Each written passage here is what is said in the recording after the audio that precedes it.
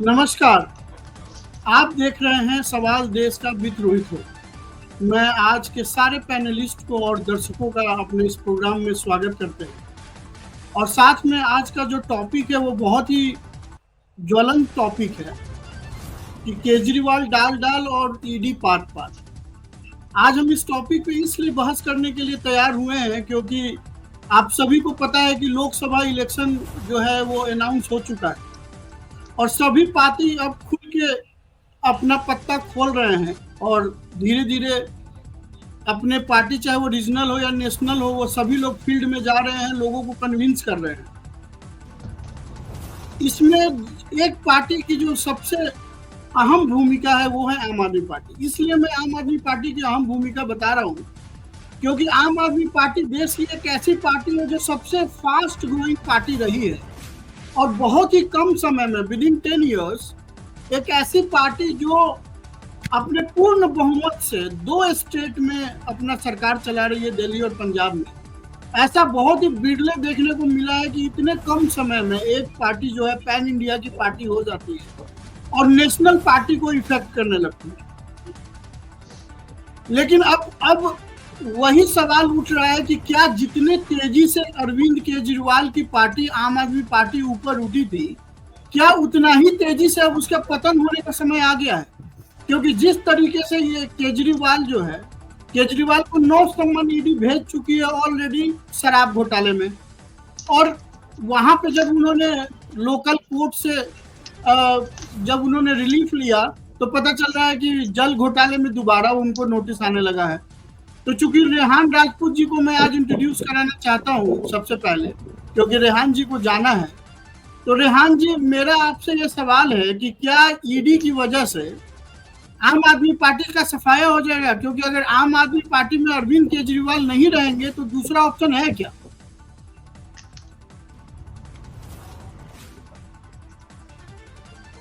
Hello जी, रोहित की आवाज आ रही है? जी आ रही है आपकी आवाज।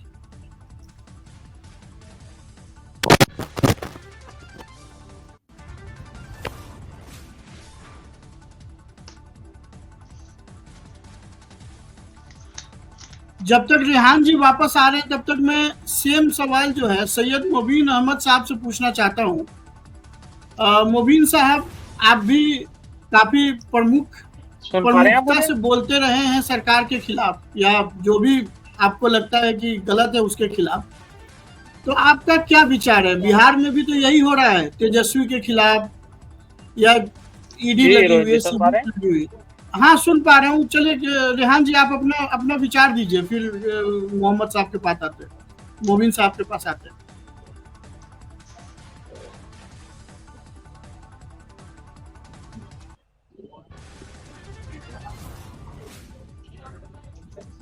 रेहान जी बोलिए, ईडी सही लग रहे हैं आपको या केजरीवाल सही लग रहे हैं? लगता है कि रेहान जी का नेटवर्क बहुत ही पुअर है। मेरे ख्याल से सैयद मोबिन अहमद साहब को बोलना चाहिए अभी। जी जी, बहुत शुक्रिया आपका इस चैनल के माध्यम से आपने मुझे बोलने का मौका दिया। आपका सवाल एक बार दोहराएंगे जरा? मेरा सवाल ये है कि लोकसभा इलेक्शन अपने पूरे रंग में आ चुका है और विपक्ष का ये इल्जाम है कि ईडी और सीबीआई को सरकार यानी कि बीजेपी अपने टूल की तरह इस्तेमाल कर रही है। जैसा कि आप केजरीवाल की हालत देख रहे हैं, वो डाल डाल पे जा रहे हैं, यानी कि उनको 9 सम्मन भेजा गया और जब उन्होंने कोर्ट से रिलीफ ले लिया तो उन्हें फिर एक नए केस में ईडी ने सम्मन भेज दिया। इससे तो यही पता चलता है कि वो डाल डाल पे है और ईडी जो है वो पात पात पे है, उनके पीछे पड़ी हुई है। तो आपका क्या कहना है, ईडी सही है या केजरीवाल अपना काम कर रहे हैं?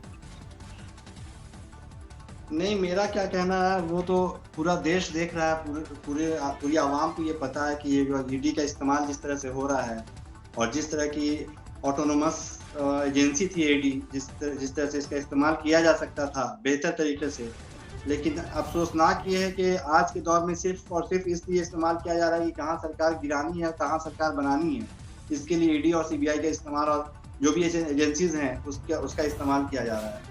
आपने एक बात कही कि सरकार के खिलाफ में बोलने के लिए जाना जा रहा हूँ, ऐसा नहीं है।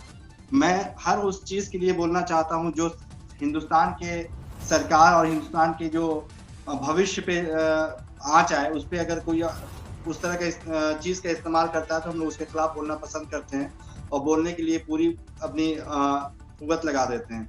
इसमें अभी जो हो रहा है केजरीवाल जी के साथ हो या फिर ममता बनर्जी के साथ हो या फिर आप देख ले कई ऐसे हैं जो, तो ये सबको पता है कि भाई ये वॉशिंग मशीन टाइप से इस्तेमाल हो रहा है बीजेपी का, कि जो आप में आ गया वो क्लीन हो गया और जो बाहर जब तक है वो गंदा है, या फिर ईडी उस पर बार बार सम्मन भेजेगी, बार बार उसको अरेस्ट करेगी, ये करती रहेगी। इसके सीधे नारायण राणे को देख ले कि अभी वो उनके पार्टी के मंत्री भी रह चुके हैं और काफी दिन तक रहे, और जब इनके इसमें आगे जब तक कांग्रेस में थे तो उन पे बार बार सम्मन जारी थे, अरेस्ट भी किया गया, जेल भी भेजा गया। ठीक उसी तरह आप उनका मलिक जी का देख ले महाराष्ट्र में, कि उन पे बार बार जब उन्होंने बोलना शुरू किया इनके खिलाफ, एजेंसीज के खिलाफ, जब प्रेस कॉन्फ्रेंस कई बार उन्होंने किया तो उनके खिलाफ भी ये पीछे पड़ गए उनके। तो ये तो बस एक दुरुपयोग है, और इस तरह की एजेंसीज को अगर सदुपयोग किया जाता तो शायद। सत्यप्रकाश जी, आप अपना मोबाइल, आप अपना जो है कैमरा आप ओपन आप कर लीजिए, बंद है कैमरा आपका जी। मेरा जी नमस्कार। नमस्कार। तो सत्यप्रकाश जी, आप चूंकि इंट्रोडक्शन वाले स्पीच पे नहीं थे, तो आज का जो टॉपिक है मैंने आपको बताया था कि केजरीवाल डाल और ईडी पाट। आप एक इंडिपेंडेंट वकील और हाईकोर्ट के अधिवक्ता होने के नाते आपको क्या लगता है कि क्या ईडी सही है या केजरीवाल सही है, क्या लगता है? और दूसरा सवाल ये है कि केजरीवाल नहीं तो फिर आम आदमी पार्टी का भविष्य क्या है? आपको क्या लगता है, आपका क्या ओपिनियन है? देखिए, सबसे पहले तो मैं आपको ये बता दूं कि जहां तक ईडी और सीबीआई के सम्मन की बात है, सीबीआई ने जो अभी सम्मन किया है केजरीवाल साहब को कल, उसमें दिल्ली जल बोर्ड का मैटर है। और जो पहले ईडी जो सम्मन कर रही थी वो लीकर केस से रिलेटेड, शराब घोटाले के से था। जी हाँ, शराब घोटाले का। और सबसे बड़ी बात है कि अभी आपने देखा कि 2 दिन पहले ईडी ने के कविता को अरेस्ट किया, तो अब जो इनपुट के कविता से इंटरोगेशन में ईडी को मिल रही है, उसके अनुसार देखिए जांच एजेंसी आपस में एक दूसरे के टच में रहती है, और जब बात इस तरीके की होती है बड़े लेवल की, जब किसी पॉलिटिशियन को या सत्ता पक्ष के या विपक्ष के किसी लीडर के खिलाफ कोई कार्रवाई करनी होती है, तो जांच एजेंसी बहुत सोच समझ के और फूक के कदम रखती है। और जहां तक बात रही कि इस पूरे मामले में जो ईडी और सीबीआई का रोल है अभी तक, उससे ऐसा प्रतीत हो रहा है कि कहीं ना कहीं, देखिए, ये इतिहास गवाह है कि राजनीतिक दल जो सत्ता में होती है वो जांच एजेंसियों का दुरुपयोग करती है। चाहे आप इंदिरा गांधी के शासनकाल से ले लें, चाहे आप मनमोहन सिंह के शासनकाल में देखें, ये कोई नई बात नहीं है कि जांच एजेंसियों का दुरुपयोग किया जा रहा है। लेकिन अब सवाल ये उठता है कि जांच एजेंसी को एविडेंस क्या मिली है, किस आधार पे वो। मैं फिर आता हूं आपके पास सत्यप्रकाश जी, क्योंकि धीरज जी बहुत लेट से जुड़े हैं। धीरज जी, मैं आपका ओपिनियन जानना चाहता हूं। वॉइस इको हो रहा है, 2 मिनट क्या वहां पे? अभी ठीक है जी? हाँ, अभी ठीक है। तो मैं आपसे ये जानना चाह रहा हूँ धीरज जी कि 9 सम्मन जो शराब घोटाले के मिला जब केजरीवाल को, और जब कोर्ट से उनको राहत मिली, तो ऐसी क्या जल्दी थी सेंट्रल गवर्नमेंट को कि उन्होंने तुरंत ही आपाधापी में फिर से जल बोर्ड का एक घोटाला का जो है सो कि सीबीआई का सम्मन भेज दिया? तो क्या इसको ये नहीं माना जाए कि जानबूझ के केजरीवाल को तंग किया जा रहा है ताकि 2024 के लोकसभा इलेक्शन में उनकी भूमिका को लिमिट किया जाए? एक बार सवाल फिर से दोहरा दीजिए, थोड़ा आवाज कम आ रही है आपकी। जी, मेरा सवाल दोबारा आपसे ये है कि जैसे ही ईडी ने देखा, सरकार ने देखा कि जब कोर्ट ने केजरीवाल को रिलीफ दे दी प्रेजेंट होने से, तो उन्होंने तुरंत एक नया केस बना दिया जल बोर्ड का, और तुरंत ही नया केस भेज दिया अगले ही दिन। तो क्या ये प्रो डेटा नहीं माना जाए? कर दूं, ये नहीं, नया केस नहीं बनाया, वो केस पुराना था। ऐसा नहीं है कि कोई नया केस बनाया गया, वो केस पुराना था और उसका सम्मन आना ही था लगातार। मतलब वो तो आज नहीं कल आता ही, तो केजरीवाल एक नहीं कई सारे घोटालों में रूटीन एक्टिविटी बताना चाह रहे हैं जी। आप जो है इस नोटिस को एज ए रूटीन एक्टिविटी बताना चाह रहे हैं। क्या करना चाह रहे हैं आप? रूटीन एक्टिविटी बताना चाह रहे हैं कि ये आना ही था, वो आ ही रहा था, और जैसे हाँ, आज नहीं, अभी इतना ही नहीं, और भी कई जांचें चल रही हैं तो उनमें भी आएगा। ये केवल इसी में घोटाला नहीं है, अभी विज्ञापन घोटाला भी है, अभी और भी कई सारे मामले हैं जो दिल्ली सरकार ने किए हुए हैं। तो उसमें उनका मतलब वो जेन्युइन है, वो जांच कंपनियां आपने जांच तो करेंगी। और अच्छा, पहली बात ये सम्मन जो है कोई अरेस्टिंग नहीं है, सम्मन केवल पूछताछ के लिए है। अगर केजरीवाल दूध के धुले हुए हैं तो उनको पूछताछ में आ जाना चाहिए। पूछताछ में अपीयर होने में इतना ईगो क्यों ले रहे हैं? वो इतना ईगो पर क्यों लिए हुए हैं कि वो पूछताछ में भी नहीं अपीयर होंगे? जी, केशव पंडित जी का इस पर क्या टेक है? जी आपका क्या ओपिनियन है इसकी? आपका क्या ओपिनियन है इसके? केजरीवाल जी, जो आपका जहां तक मुद्दा यह है कि केजरीवाल को लेकर कि केजरीवाल की पार्टी का और केजरीवाल का भविष्य क्या रहेगा, क्योंकि केजरीवाल के बाद में जो है कौन और जो पार्टी को संभालेगा, अगर कल को जेल चले जाएंगे तो फिर किस तरह से जो है पार्टी को चलाया जाएगा, क्योंकि एक नेता से ही पार्टी चलती है, जिससे उसकी पहचान होती है। अगर वह रहेगा ही नहीं तो जनता को कौन जो है अपने बारे में बता पाएगा, अपने एजेंडे के बारे में बता पाएगा, चुनाव का प्रचार प्रसार कैसे होगा, तमाम ऐसे सवाल रहेंगे। और इसको लेकर के मैं दो तरह से देखता हूं कि जो लगातार जो उनको नोटिस आ रहे हैं उसका तो जवाब देने से बच ही रहे हैं, लेकिन उसके लिए अलग अलग हथकंडे भी अपना रहे हैं।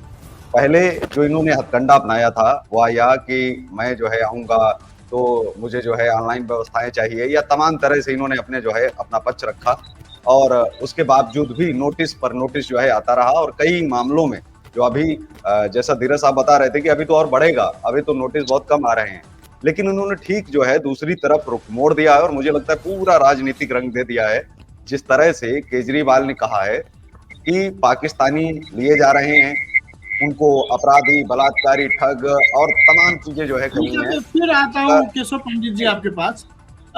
सैयद मोबिन साहब से मेरा ये सवाल है, जैसा कि आपने कहा कि भाई जो भी विपक्ष में हैं, सैयद साहब आप अपना जो ऑडियो ऑन कर लें, तो जो भी विपक्ष में है उनके खिलाफ जो है सरकार प्रो डेटा बेसिस पे या जानबूझ के उनको टारगेट कर रही है। तो मेरा कहना आपसे ये है कि अगर केजरीवाल इतना पाक साफ हैं तो वो जाते क्यों नहीं है कि ईडी के सामने और अब उनके सारे सवालों का जवाब क्यों नहीं देते? डरे क्यों हुए हैं? बिल्कुल आपका कहना सही है। जिन्होंने जवाब दिया क्या उन्हें बख्श दिया गया है, आप ये बताएं। और जो सरकार नहीं, अगर उन्होंने क्राइम किया है तो बख्श देना चाहिए। आप बताइए।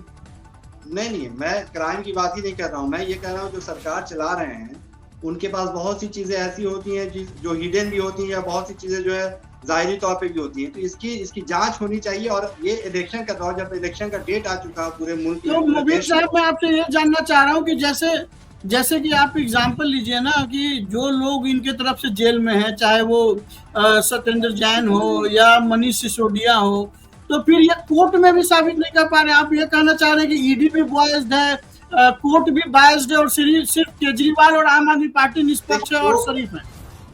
इन्होंने कुछ नहीं किया है। कोर्ट जो है वो पागल है। कोर्ट पे हम कोई टिप्पणी नहीं करना चाहेंगे कोर्ट पे, लेकिन जो चीजें दिख रही है, हम लोग तो बहुत जो दिखती है जाहिरी तौर पे हम उसी पे टिप्पणी कर पाते हैं। जो चीजें दिखने में आ रही है वो ये है कि एक तरफ जहां आपको ये सम्मन जारी किया जा रहा है, उसका सिचुएशन क्या है, उस वक्त क्या है। ये अब सरकार आज से नहीं चल रही है, ये सरकार जब से चल रही है। नो सम्मन आ चुका है तो फिर कभी ना कभी तो देश में इलेक्शन आएगा ना धीरज जी। अब ये टाइमिंग पे सवाल उठा रहे हैं, टाइमिंग पे सवाल उठाने का तो कोई मतलब ही नहीं बनता है ना। मैं तो केवल छोटा सा सवाल पूछ रहा हूँ कि ये सम्मन है, ये तो कोई अरेस्टिंग वाले थोड़ा ही है, ये तो सम्मन है, पूछताछ है, पूछताछ तो प्रक्रिया चलेगी। सारे सम्मन जब बंगाल में जब सम्मन जाना शुरू होता है, जब वहाँ बंगाल में इलेक्शन होना होता है, बिहार में जब सम्मन आना शुरू होता है, जब बिहार में इलेक्शन होता है, ये क्या चीज है भाई? आप उसका सदुपयोग करें। इस सरकार के पास पॉजिटिव करने को इतनी कुछ है, इतनी चीजें हैं, अगर ये डिस्ट्रक्टिव ना भी करे तो इसको कंस्ट्रक्टिव करके देश को कहीं बहुत आगे ले जा सकती है। लेकिन पता नहीं राजनीति का स्तर किस लेवल पे जा चुका है। झारखंड में तो कोई चुनाव नहीं था, दो मजबूत जिस प्रदेश में जो मजबूत पार्टी होती है उसको किसी तरह से वो डराने की और ये करने की कोशिश करके मजबूत पार्टी है मतलब घोटाला करेंगे। नहीं झारखंड में तो कोई झारखंड में तो कोई चुनाव नहीं थे सर। आप एमपी को क्यों बोल जाते हैं घोटाला के मामले में? घोटाला के मामले में आप सीधे साधे ये नारायण राणे को क्यों बोल जाते हैं? जब वो कांग्रेस में तो घोटाला किया उन्होंने, जब आपकी पार्टी में आ गए तो वो क्लीन हो गए। वो झारखंड में तो कोई चुनाव नहीं था, वो वहाँ के मुख्यमंत्री जेल गए या नहीं? ना आप नारायण राणे पे बात करें। नारायण राणे पे जो सम्मान किया था उनका क्या ऐसा हो गया कि वो खाली हो गया, बच गए? अब वो आपके मंत्रालय में मंत्री भी होते हैं। तो ये बचने की तो बात की बात है। पहले ये सवाल तो भाई गिरा हुआ लेवल जा चुका है। ये तो चोर की दाढ़ी में तिनका वाला हाल हुआ। चोर की दाढ़ी में तिनका है कि आप बुला रहे हैं, आप पूछ रहे हैं, इसका मतलब हम नहीं जाएंगे। ये तो मतलब आप बताइए ना। लेकिन एक मिनट में फिर दोबारा आ रहा हूँ आप दोनों आदमी के पास। मैं सत्य प्रकाश जी के पास इसके लीगल एंगल को समझना चाह रहा हूँ। सत्य प्रकाश जी, जैसा कि आपने देखा कि 11-12 सम्मान मिल गए थे झारखंड के सीएम को, और आपकी कविता भी लगातार जो है सम्मान को इग्नोर कर रही थी।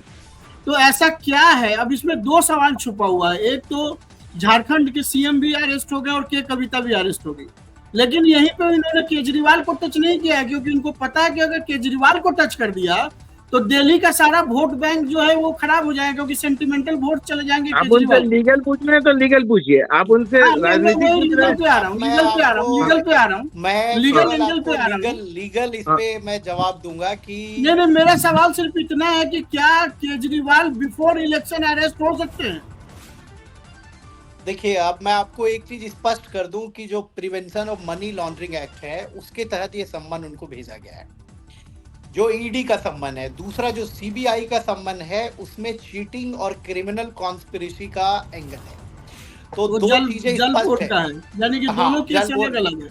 हाँ, दोनों केस की जो ग्रेविटी है वो अलग अलग है। ईडी के सम्मन में केजरीवाल साहब ने पूरे जो लीगल रेमेडीज थे उनके पास उन्होंने एग्जॉस्ट किया। वो ट्रायल कोर्ट गए, हाई कोर्ट गए, सुप्रीम कोर्ट गए, उन्होंने सम्मन को चैलेंज किया और साथ ही साथ उन्होंने बेल एप्लीकेशन लगाई थी, जिसपे रॉ रेवेन्यू कोर्ट ने जो है उनको एक डायरेक्शन दिया कि आप जो है फिलहाल आपको बेल दी जा रही है, लेकिन जब भी आपको ईडी बुलाएगी आप जाएंगे। उनको कोई रिलीफ अभी सम्मन पे नहीं मिली है, नंबर 1। तो ये कंडीशनल है। हाँ बताइए। ये कंडीशनल है कि उनको जाना है, बट वो तो ऐसे बिल्कुल, जब भी ईडी उनको सम्मन, जब भी ईडी उनको तलब करेगा उनको जाना होगा। ये मैं आपको बता दूं, उस ऑर्डर में स्पेसिफिकली है। नंबर 2, जो सीबीआई का सम्मन है, वो सीबीआई के सम्मन में उनको जो क्रिमिनल कॉन्स्पिरेसी है उस एंगल में जो 120B उसके तहत उनको अभी सम्मन किया गया है। रही बात उनकी अरेस्टिंग की, तो वो तो जांच एजेंसी ही बता पाएगी कि उनकी गिरफ्तारी कब होगी, क्योंकि मैं उनका कोई स्पोक्स पर्सन नहीं हूँ। लेकिन जहां तक लीगल धीरज जी से पूछ लेता हूँ। धीरज जी, मेरा क्या केजरीवाल को ईडी इसलिए अरेस्ट नहीं कर रही है क्योंकि बीजेपी को डर है कि अगर केजरीवाल दिल्ली में अरेस्ट हो जाते हैं तो दिल्ली में वोट बैंक जो है वो टूट जाएगा और वोट बैंक वोटर्स का सिंपैथी मिल जाएगा केजरीवाल को। इसी वजह से आप बीजेपी जो अरेस्ट नहीं कर रही है। अगर अरेस्ट नहीं, मतलब वो अरेस्ट होगा या नहीं होगा, ये तो सवालों की मतलब जो उनके क्राइम है उसकी कितनी गहनता है उस पर निर्भर करेगा। लेकिन अभी अरेस्ट अगर नहीं कर रही है तो 8 सम्मन 9 सम्मन देने के बावजूद उनको वो पेश क्यों नहीं हो रहे हैं, ये बड़ा सवाल है। सवाल ये है कि वो अगर निष्पक्ष हैं वो या बिल्कुल बेकसूर हैं तो वो चले जाएं, जाके कम से कम जवाब तो दे दें। जवाब देने में क्या परेशानी है उनको? मोबिन साहब आपका क्या कहना है? जवाब क्यों नहीं दे रहे हैं वो? अगर वो इतना ही शरीफ हैं तो जवाब क्यों नहीं दे रहे हैं? भाई शरीफ, अच्छा, अब यही केजरीवाल थे ना जो पहले चुनाव में आने के पहले चिल्लाते थे कि भाई सबको जांच के थ्रू जाना चाहिए, अब खुद जांच में जाने से वो कतरा रहे हैं। रोहित जी, मैं यहाँ कोई किसी को शराफत की सर्टिफिकेट बांटने नहीं बैठा हूँ। मैं आपको ये बता रहा हूँ कि किसी के साथ कोई मामला है तो उसका टाइमिंग जो है वो बहुत फैक्टर होता है। आप किस टाइम पे उसको सम्मन भेज रहे हैं। अभी जब इलेक्शन के डेट्स आ गए हैं, हर पार्टी जो है अपने इलेक्शन में लगी हुई है, उस वक्त आप उस पार्टी को कर रहे हैं जो एक आइडियल पार्टी मानी जा रही है पूरे देश में। आज मिल रहा है उनको सम्मन आज से मैं आवाज कट रही है आपकी, आवाज उनको कट रही है। नया संबंध पूछ हो रहे गया हैं कि सम्मान तो आज से मिल नहीं रही है, सम्मान तो उनको काफी अरे, समय से मिल रहा है। जो संबंध आज बहुत देखिए समय रोहित मिल जी, चुका मैं है। एक चीज ऐड करूंगा इसमें, जहां तक बात सम्मान की रही, ये जो सारे एफआईआर हैं ये काफी पुराने हैं। कोई ये एफआईआर अभी पिछले 1-2 महीने की नहीं है।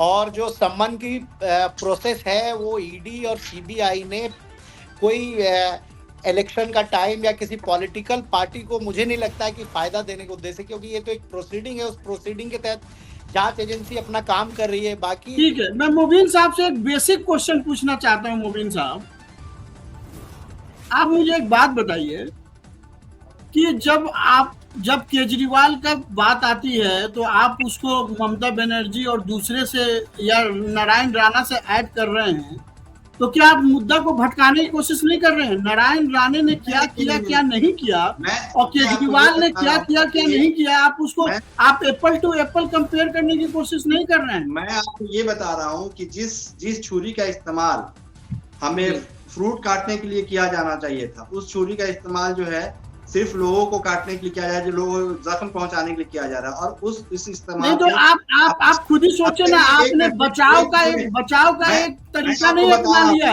कि भाई नारायण राणे को नहीं अरेस्ट किया गया, केजरीवाल को भी अरेस्ट नहीं किया गया। अजीत पवार का बताएं, एक दिन अजीत पवार आपके यहाँ आते हैं, वो एक दिन नारायण राणे के पास रखा हुआ है उनको।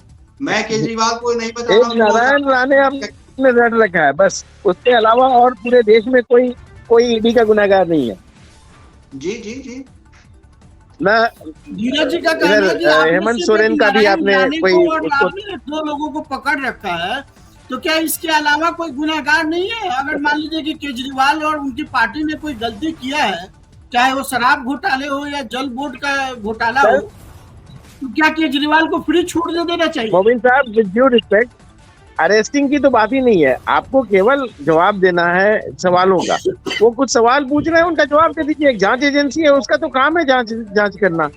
तो आप उनके भाई, मेरे से पूछा जाएगा कि आप वहां गए थे, आपने पैसा लिया नहीं लिया, मैं बोल दूंगा नहीं लिया था। अगर लिया है तो बोलूंगा हाँ लिया था, इतनी सी बात है। और तो इसके अलावा कुछ नहीं ना उनसे पूछा जाएगा।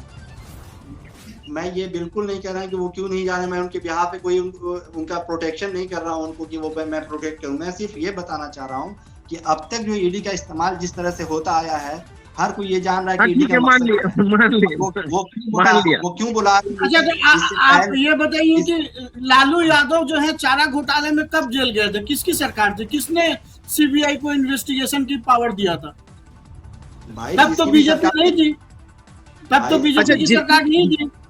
जितने लोगों को ये केजरीवाल साहब भ्रष्ट घोषित कर चुके हैं, उन्हीं लोगों के बचाव करते हैं। मैं ये कब कह रहा हूँ, इसके कायम होने पे, इसके कार्यों पे, इसके काम करने का जो तरीका था, उस पे मैं आज नहीं उठा रहा हूँ। मैं ये कह रहा हूँ कि जो अभी इस्तेमाल किया जा रहा है इस ईडी का, सीबीआई का, या अभी जो जितने भी एजेंसीज हैं। अच्छा, पहले वाला सीबीआई अगर इनको क्वेश्चन पूछता तो ठीक था, अभी वाला सीबीआई नहीं पूछे। सरकार के इंस्ट्रक्शन पे जो उनके खिलाफ जो मोबिन जी बहुत ही बेसिक क्वेश्चन पूछ रहे हैं। धीरज जी, जरा आप सुनिए उनके क्वेश्चन को। वो बोल रहे हैं कि कांग्रेस के टाइम में, आप पूछिए। पहले वाला सीबीआई अगर पूछता उनसे क्वेश्चन तो ठीक था, अभी वाला सीबीआई को नहीं पूछना चाहिए, यही है ना? नहीं, सरकार का जब भी सीबीआई, जब वो सीबीआई को जब तोता कहा गया था सरकार का, तब से ये सवाल आ रहे हैं।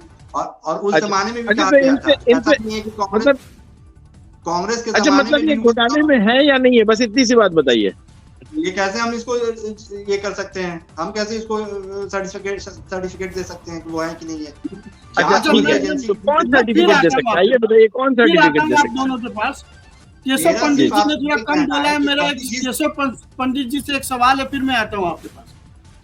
केशव पंडित जी, मेरा डिफरेंट सवाल है। मेरा सवाल ये है कि केजरीवाल भले ही पॉलिटिक्स में नए हो, लेकिन वो बड़े ही मजे हुए खिलाड़ी के तौर पे उन्होंने काम किया है। उन्होंने बहुत सारे अपने ही पार्टी के लोगों को साइडलाइन कर दिया, और बहुत सारे लोग खैर खुद ही जेल में चले गए या इनको छोड़ के चले गए। नाम लेने की जरूरत नहीं है, चाहे वो योगेंद्र यादव है या प्रशांत हो या अन्ना हजारे हैं, क्यों ना हो। एक आइडियोलॉजी के साथ आए थे एंटी करप्शन, और आज के डेट में उनका एंटी करप्शन को छोड़ के बाकी सारे आइडियोलॉजी उनके अपने आइडियोलॉजी हो गए। मनीष तो मैं सिसोदिया जो को भी सवाल, तो एक भिजवाए थे। हाँ, अब जो है सवाल ये है कि जिस तरीके से ईडी इनके पीछे पड़ी हुई है, एक जनमानस में ये बात है कि आज नहीं तो कल केजरीवाल को तो जेल जाना होगा। तो क्या जब केजरीवाल जेल चले जाएंगे तो आपको लगता है कि इसके बाद आम आदमी पार्टी में कोई ऐसा नेता है जो आम आदमी पार्टी को केजरीवाल की तरह आगे नर्चर कर सकता है? देखिए, वर्तमान में आप देखें या पीछे देखें, हमें लोग वही पसंद आते हैं जो हमारी गुलामी करें, ठीक है। तो जो अरविंद केजरीवाल साहब के साथ आज बहुत सारे लोग नहीं हैं, वह इसलिए नहीं है कि वह गुलामी स्वीकार नहीं करना चाहते थे, वो एक नई तरह की राजनीति तो करना चाहते थे और इनके साथ थे। वो चाहते थे कि अन्ना आंदोलन से आप निकले हो, हम आपके साथ हैं, अगर आप देश बदलना चाहते हैं, बदलाव चाहते हैं। बहुत सारी अच्छी मुहिम बताई कि आम आदमी लेकर के आ रहे हैं हम, और इस तरह से आम आदमी की परिभाषा को जिस तरह इन्होंने जो है बदला, उसके बाद फिर वो लोग भी बदलते चले गए। कुछ को निकाल के फेंक दिया, कुछ लोग अपनी जो है इज्जत बचाने के लिए बाहर चले गए। चाहे उसमें योगेंद्र यादव को देखिए, जो लोग अच्छे और ठीक ठाक थे उन लोगों ने अपनी पार्टियां बना ली, जो पार्टियां नहीं बना पाए वह दूसरी पार्टियों में शामिल हो गए, और जो लोग शामिल भी नहीं हो पाए वह लोग जो है अलग जो है दिख रहे हैं। आज भी बहुत सारे लोगों का करियर बर्बाद किया है। लेकिन वर्तमान में अगर हम देखें तो जो मान साहब को जो इन्होंने पंजाब में मुख्यमंत्री बनाया है, और मुझे ऐसा लगता है कि अपने पीछे मान साहब को जो है छोड़ के जाएंगे, और शायद ये उनको जो है प्रमुख समझते भी हैं, क्योंकि मान एक ऐसे नेता हैं इनके साथ में जो इनकी बात नहीं काटते। जो केजरीवाल साहब चाहते हैं बस उसी में हाँ हजूरी कर रहे हैं, और वह लगातार जो है ठीक वैसे ही काम कर रहे हैं, जबकि उनसे बहुत धीरज जी, मेरा सेम सवाल आपसे है, अगर केजरीवाल नहीं तो कौन आम आदमी पार्टी में? राघव मुझे तो लग रहा है उन्होंने मान साहब, मुझे तो लग रहा है उन्होंने अपनी वाइफ को खड़ा मुझे लग रहा है कि उन्होंने अपनी वाइफ को खड़ा करने की कोशिश की थी। एक मीटिंग में उनको पार्टिसिपेट भी करवाया, तो वो बनी नहीं बात। और अभी आतिशी मार लेना, मुझे लग रहा है कि वो कमान संभालने को तैयार बैठी हैं। हालांकि अब एक ये भी शक जा रहा है कि केजरीवाल जहां कोई नंबर 2 पावरफुल होने लगता है उसको वो ठिकाने लगा देते हैं। तो हो सकता है अब आतिशी मार लेना को भी ठिकाने लगा दे। क्या धीरज जी, एक संभावना ये भी है कि अगर जेल चले भी जाते हैं तब भी वो जेल से आम आदमी पार्टी को और दिल्ली की सरकार को चलाने की कोशिश करेंगे? नहीं, ये ऐसा पॉसिबल नहीं है। ऐसा कानूनी तौर पर अभी तक नहीं हुआ है पूरे देश में कहीं भी, तो ऐसा पॉसिबल नहीं है। आपको याद होगा कि अभी हाल में मुख्यमंत्री रहते हुए पकड़े गए थे हेमंत सोरेन। नहीं, ये तो वही बात है, हेमंत सोरेन को इस्तीफा देना पड़ा। देखिए रोहित जी, मैं आपको बता दूं, जहां तक जेल से सरकार चलाने की बात है, लीगली तो पॉसिबल नहीं है। लेकिन आप सबको याद होगा कि लालू यादव का वो दौर था जब जेल से ही सरकार बिहार में चलती थी। अभी हेमंत सोरेन का एक एग्जाम्पल हमारे सामने दिखा कि उन्होंने तुरंत, जैसे ही ईडी ने उनको अपने गिरफ्त में लिया, रिजाइन उन्होंने देके तुरंत वहाँ पे एक डमी मुख्यमंत्री झारखंड में उन्होंने बना दिया। लेकिन लीगली ये पॉसिबल नहीं है कि खास करके आज के टाइम में जब मीडिया और सोशल मीडिया इतना ज़्यादा इफेक्टिव है कि कोई भी व्यक्ति जेल के अंदर से किसी स्टेट की गवर्नमेंट या कोई भी पॉलिसी में वो डी फैक्टो चला सकते हैं, जैसे स्यूडो गवर्नमेंट आगे में रख के वो चला सकते हैं। आपसे सवाल है, मोबिन साहब आप अनम्यूट हो जाइए। मेरा आपसे सवाल है कि जैसे लालू यादव जेल गए तो उन्होंने अपनी अनपढ़ वाइफ को, राबड़ी देवी को, बिहार के मुख्यमंत्री बना दिए और बिहार का बेड़ा गर्क कर दिया। क्या लगता है कि अगर केजरीवाल जेल जाते हैं तो केजरीवाल अपने वाइफ को अपनी जगह पे खड़ा कर देंगे? हालांकि वो तो पढ़ी लिखी हैं। क्या लगता है, आपका क्या ओपिनियन है उसके बारे में? आप इतना आश्वस्त कैसे हैं कि वो जेल जाएंगे ही और उनके बाद एक दूसरा आपको उत्तरदायी चाहिए ही चाहिए? ऐसा क्या आप इसलिए आश्वस्त है कि वो पहले जिस परिवारवाद के खिलाफ थे आज उसी परिवारवादी पार्टियों के साथ खड़े हैं, जिस करप्शन के खिलाफ थे उसी करप्ट पार्टियों के साथ हाथ पकड़ के खड़े हैं। तो क्या ऐसा नहीं हो सकता कि वो उन्हीं करप्ट पार्टियों का या परिवारवादियों का ट्रैक को फॉलो करे? और उनका तो यही ट्रैक है, बाप नहीं तो बेटा और हस्बैंड नहीं तो वाइफ। किसकी बात? लालू प्रसाद की बात कर रहे हैं? मैं सारे ऐसे पार्टियों की बात कर रहा हूँ। क्या झारखंड में कोशिश नहीं किया गया? सत्य प्रकाश जी, क्या झारखंड में है सोरेन ने कोशिश नहीं किया?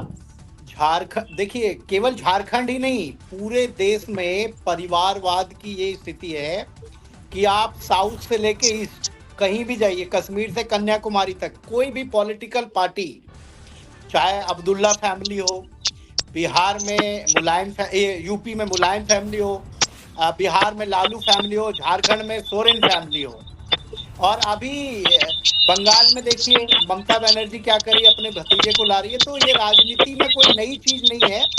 और ये परिवारवाद एक आप आज के टाइम में केवल एक ही दो पार्टियां हैं जो इसकी बात करती है, बाकी सभी पार्टियों में परिवारवाद तो है ही। और मोबिन साहब आप बताइए, अगर कल हो के केजरीवाल जी अपने वाइफ को अपने जगह पे इंट्रोड्यूस कर देते हैं तो आप उनका सपोर्ट करेंगे या आप क्या करेंगे? बिल्कुल मैं सपोर्ट करूंगा, बिल्कुल सपोर्ट करूंगा। मैं आपको बताऊं कि कोई पार्टी जब कोई बनाता है, आप एक सबों की एक जमीन आपको मिलती है, उस पे आपको कुछ उपजाना है, कर सकते हैं आप कभी भी उसको उपजाने के लिए।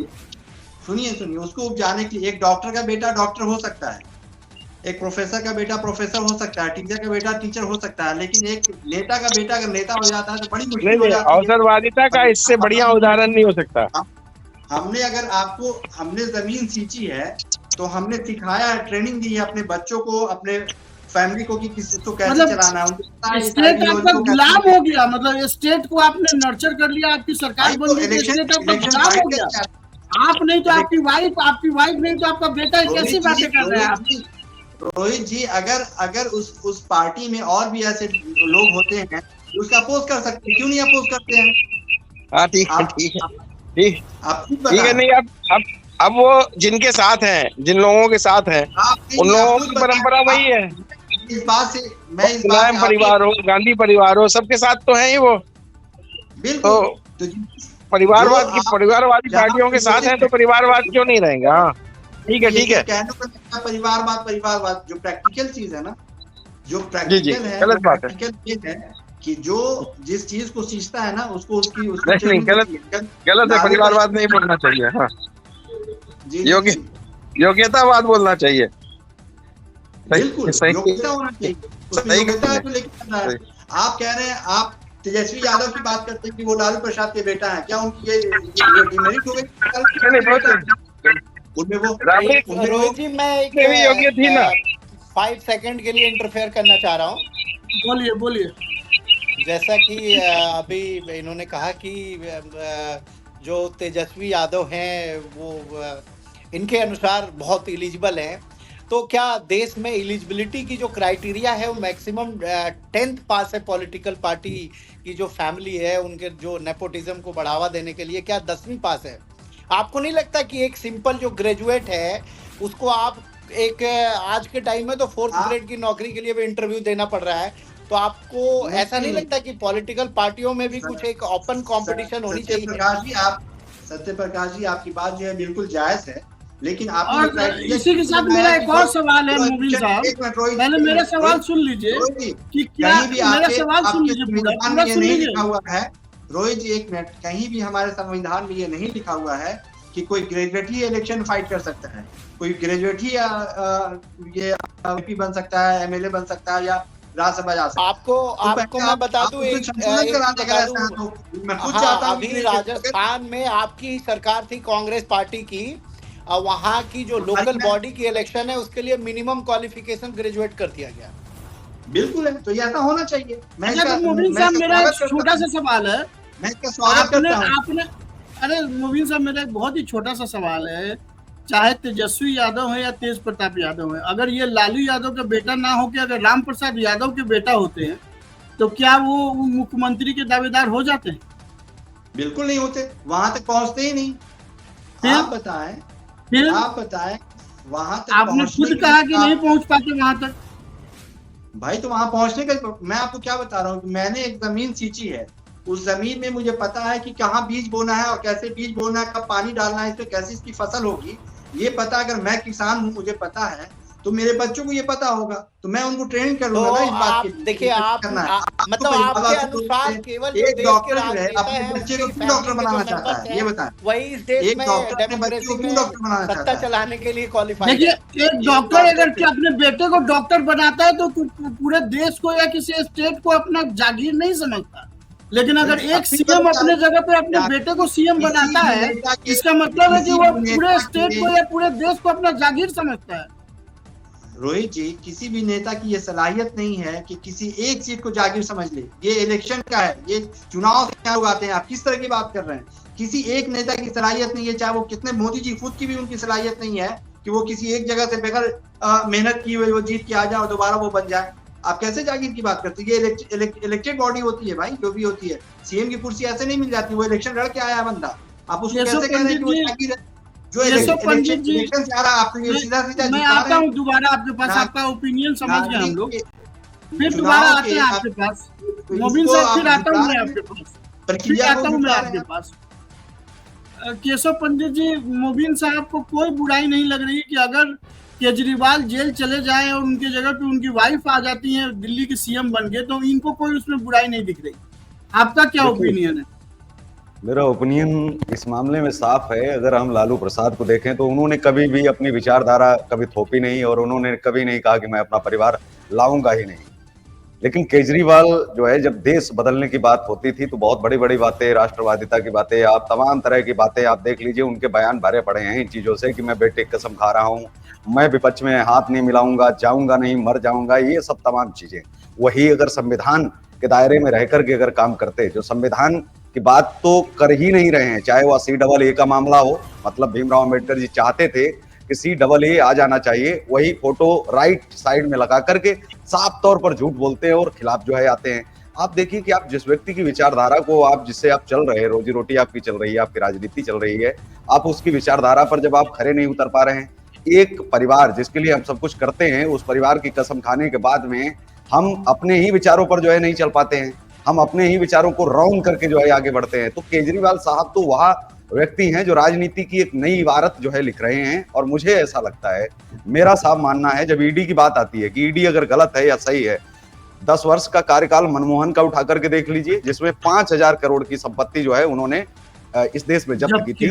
लेकिन जब वही अगर हम देखें नरेंद्र मोदी जी के शासनकाल को, तो 1 लाख करोड़ से ऊपर की संपत्ति जो है जब्त हुई है। और सॉरी, 1 लाख करोड़ मैं आपको बता रहा हूँ, सरकार ने जबरदस्ती जब्त कर लिया आपके हिसाब से? तो ये सारे इनोसेंट लोग नहीं, जो संपत्ति जब्त होती है उसे जबरदस्ती नहीं बोला जा सकता। जब्त की है, नहीं, मतलब मैं ये सवाल 16 लाख मोबिन साहब से पूछ रहा हूँ। 16 लाख, जी, मेरा तो यही लग रहा है कि ईडी गलत कर रही है। 30 सेकंड।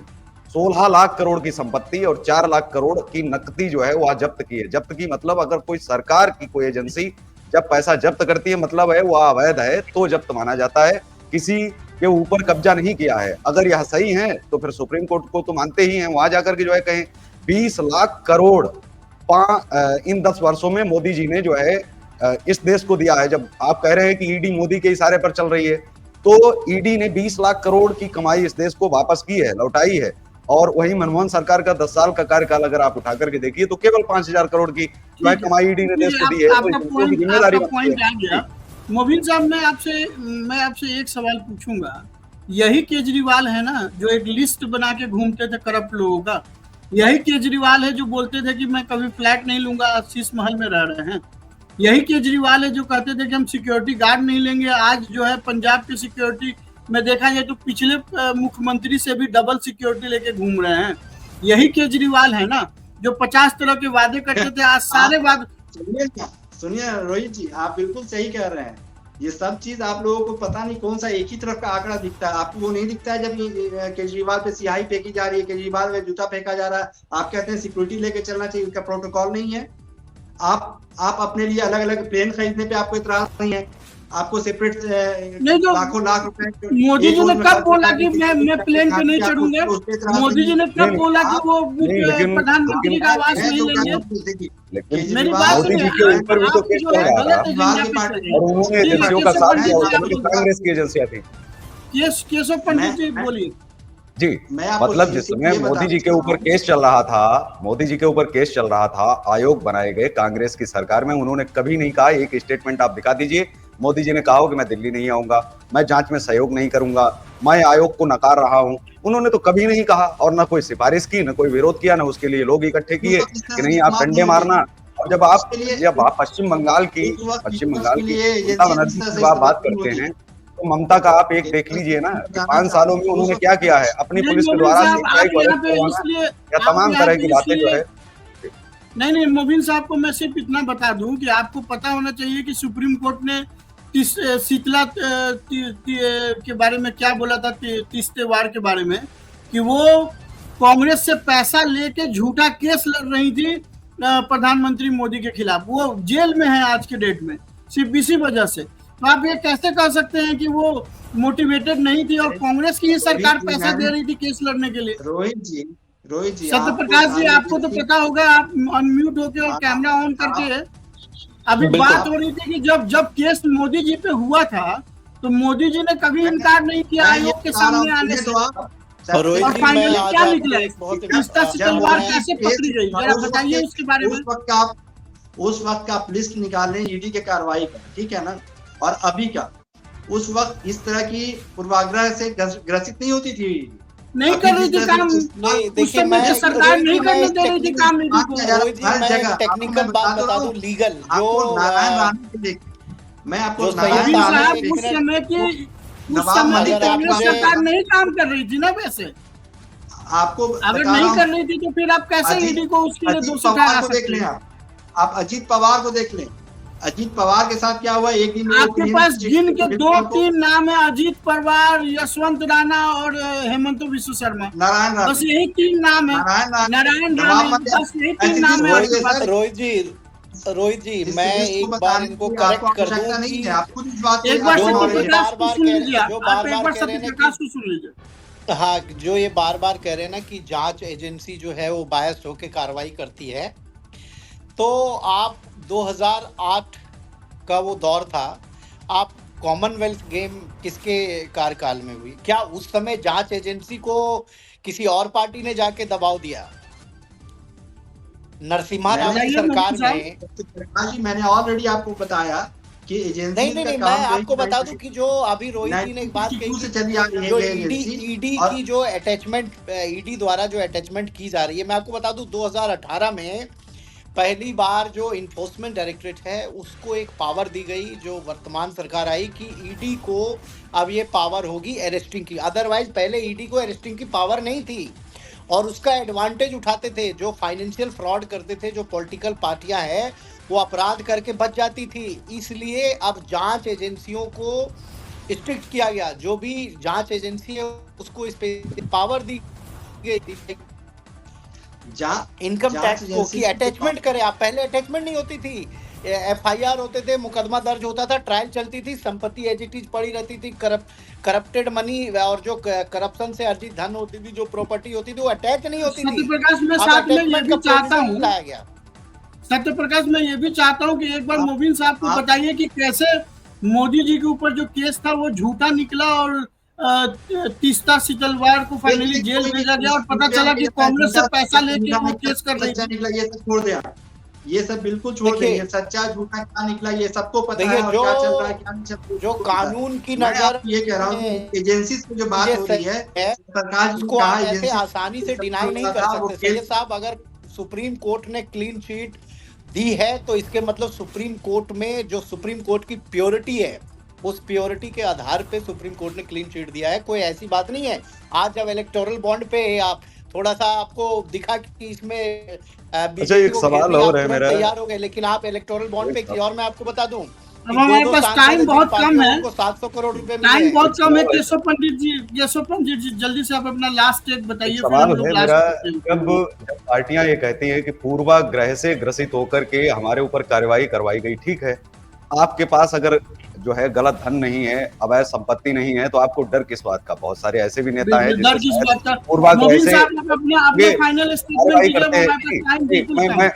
मैं कंप्लीट कर लेता हूँ, एक 30 सेकंड और लूंगा।